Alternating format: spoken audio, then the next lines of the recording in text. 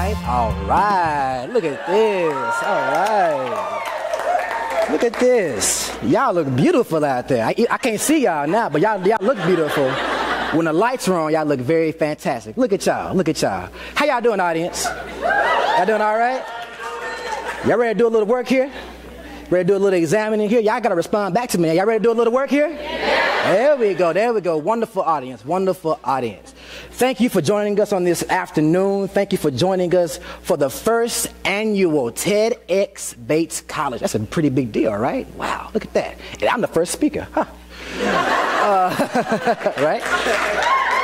First speaker. All right. So let's do a little bit of dirty work here. I want to begin this talk with asking you a series of 3 questions, right? The first question I want to ask you is this. How do you, as an individual, deal with difference? That's question number 1. Question number 2. How do you react when you meet someone who comes from a different background than you do, or they grew up in different circumstances than you may have grown up in? That's question number 2. Question number 3. How do you react when you meet someone who has different ideas or beliefs than you do? 3 questions I want us to talk about a little bit this afternoon. Those are 3 very broad but hard questions for us to answer. Why? I think all of us in some kind of way struggle with dealing with difference. If we're all honest with ourselves, we don't really know very many people that are different than we are. We usually don't associate with people. We usually only associate with people that we feel we can connect with because they come from similar backgrounds, or they were brought up in households or a culture that is similar to ours. And if I were to be honest with you this afternoon, I would tell you that I'm definitely one of these people. I definitely cling to people who have similar experiences as I do, or they may have grown up in a similar culture that I may have grown up in. I hardly ever try to associate, closely at least, with someone who is different than I am. And I'm going to take a big guess that all of us in here, or whoever might be watching it or listening, has this same problem. We struggle with associating with people who think differently or look differently than we do. And because of this, audience, I think we right now in this country have a crisis.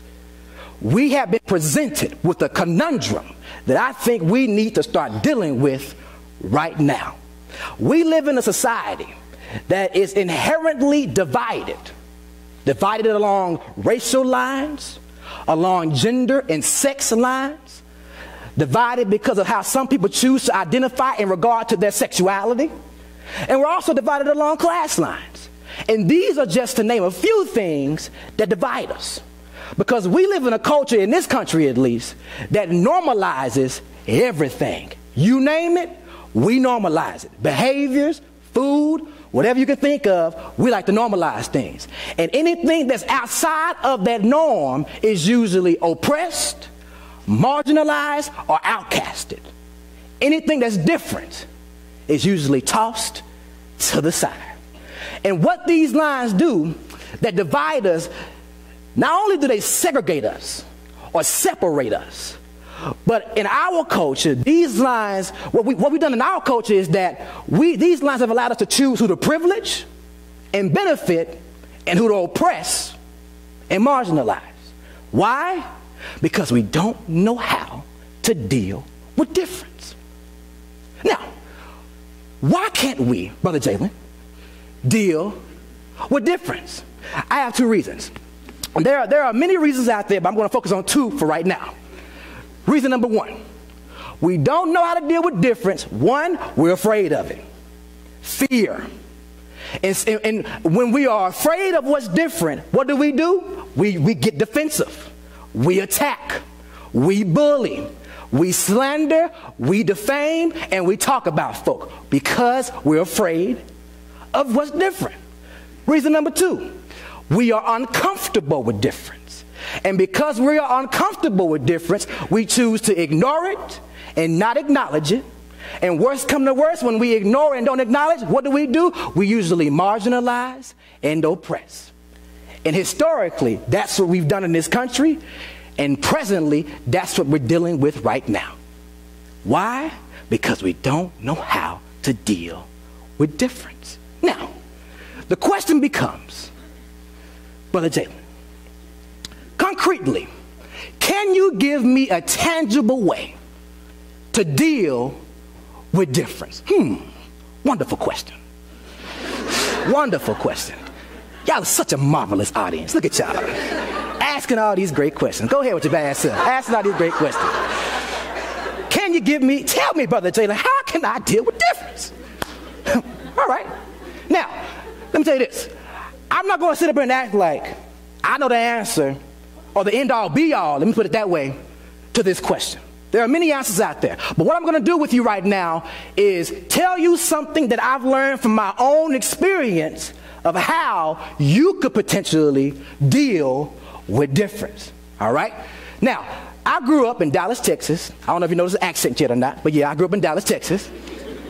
And the community that I grew up in Dallas, Texas, was predominantly minority and African American. I was taught as a child how to think about white Americans. I saw the identity and the character of white Americans through the lens of a community that had been negatively impacted and oppressed by them in the past and also in the present. Because of the plight of African Americans, not only back in my community, back in Texas, but broadly in America, there are a lot of black folk that think that white Americans are inherently evil and got it out for every single black person in America. Terrible, ain't it? Ridiculous. And before I go on with this story, this is what I want you to understand. I want you to understand this. I understand that because I'm a black man sitting on this stage talking about difference, that you might assume that my primary audience would be white Americans. But guess what? It's not. Because the one thing we have to all realize in this country is that difference does not just mean black and white. No, it's so much more deeper than that. It has many more layers than that. I'm talking to any and every individual in here, no matter how you identify or what you may say you are. Right? I'm not up here to guilt trip you into thinking about things differently. I'm not up here to make you feel guilty about the choices you make, the words you choose to use, the friends you have. No, that's not why I'm here. I'm here to challenge you to think about why you do the things that you do, why you're on the road that you're on. Because too often in life, we just go on this path called life, living it automatically, and we don't stop and think about why we're living it. We just live the way we have been taught or socialized to live it. And we don't stop and think. And when we don't stop and think, we find ourselves living in a consistent pattern of the familiar. Daily living within our comfort zones. And the danger of living within our comfort zones daily is that we become blinded to reality. And when we become blinded to reality, we miss out on the harsh realities of others. And we also miss out on learning from the experiences of other people, because we're on this narrow path called comfort. I'm saying today that we need to step off this path of comfort and onto this path of curiosity and open-mindedness. Back to the story. I was taught that white Americans were all evil, inherently racist. That's what I was taught. But the thing about growing up, with me at least, was that I learned to see the side of the people who were telling me these things. But there was always something in the back of my mind that wondered, are all white people really like this? Really? And I know this question seems mundane, ignorant, I would even say stupid.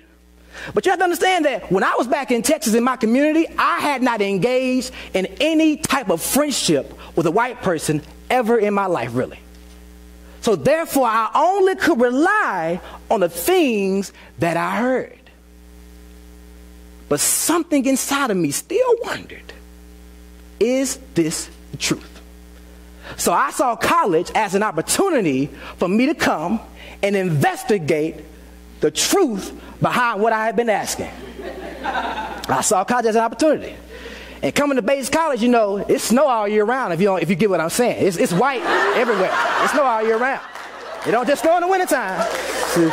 It don't just snow in the wintertime. It snow all year round. You come here, you see white, white, white, white, white. That's all you see. Always, constantly. So, you know, I knew that when I came here, I was going to be forced to interact with white Americans in a way that I knew I wasn't going to be able to back in Texas. So I saw it as an opportunity to figure out the truth and to learn how to deal with difference. I came here, and you know, it was tough at first. I'm not going to lie. I was lost my first semester here, navigating my identity, trying to figure out where I fit in this culture that I had no idea what is going on. But you know what? I did not let my fear cripple my curiosity for wanting to know the truth. The tough time only lasted for a season, only lasted for a temporary time, for a temporary moment of time. I kept on pressing, and I kept on saying, Jalen, you have to do this to figure out the truth. In order to deal with difference, one concrete way of doing it is that we have to intentionally examine the life experiences of others to figure out the truth. We're in a place in college, y'all, where there's just a vast amount and a diverse experiences here. And it just kills me how people graduate 4 years and they leave almost the exact same person as when they came in here. Why? Because they only hung around folks, only took the classes that made them feel comfortable, did not grow, and they did not transform. Why? Because they did not know how to deal with difference. I close with this. I want to challenge you to go out and make this work and try to grow your experience, your human experience, by dealing with difference. There are people out here that need your experience. Your experience is unique and special. Why? Because it's yours and there's only one you. By sharing your experiences with some other people, you'd be surprised how much your experience, your wisdom, and your understanding can truly pick them up and allow them to go on. That's the power of your experience. And that same effect that you can have on somebody else, they can have that effect on you. But you have to dare to engage people in conversations, in your classroom. We go to a small school, y'all. Ain't nowhere in the world you should know at least about 200-300 people, I would say. I'm just playing. But challenge yourself in your classrooms, in your small classrooms, you know. Talk to people. You already got something in common because you're taking the same class. And another commonality we all got is that we all like to eat, don't we? I love to eat. So if you meet somebody that's different, that has a different experience than you, invite them to meet, invite them to eat. And y'all can just talk about the food y'all eat right there. That's all you can talk about that. This is real. You should talk about that. Learn to engage and intentionally examine the past of others. Go to a club or organization's meeting that you thought you would never go to. And just see what they're all about. And another thing I want to address is this. I know that some of us really do want to engage difference, right? But we're afraid that we're going to offend people. legitimate fear. But let me say this. Don't let that fear stop you. This is what I do. Don't assume. Don't assume anything about someone's identity that you don't know for sure. Just ask. Don't assume based off what they look like, how they dress, their hair, what they eat, what they drink. Don't assume anything. Ask them like you don't know anything about them. And if you mess up, I'm human, I made a mistake, can we move forward and learn from each other? That's transformation. That's true transformation, and it's coming through learning from each other's differences. The challenge and the burden is on us to eliminate these lines that divide us. It's on us, and I think we're up to it. Thank you so much.